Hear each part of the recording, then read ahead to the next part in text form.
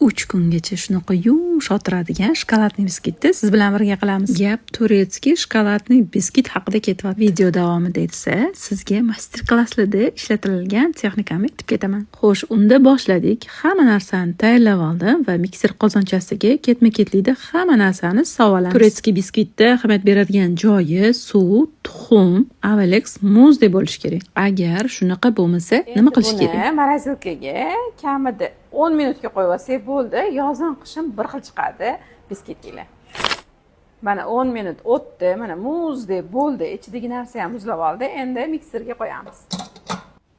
Endi biskit massasini birinchi sekin оборотda, keyin baland оборотda rovno 3 minut mikser qilamiz. Va oxirida men shokoladli pasta sovordim. Siz buni xohlamasangiz, agar sizda yo'q bo'lsa, oddiy salat yog'idan foydalansangiz ham bo'ladi. Mana shunaqa massa bo'ladi. Endi qolipni 3 dan 2 qismiga solamiz va yonlariga shunaqa qilib ko'tarib chiqamiz. Qizigan duxovkada 30-35 minutda tayyor bo'ladi. Bo'ldi, tayyor bo'ldi. Sovutib bemalol zakazlaringizga ishlatsangiz bo'ladi. Aytgancha profilda faqat zakazga qiladigan retsept qo'yib boraman.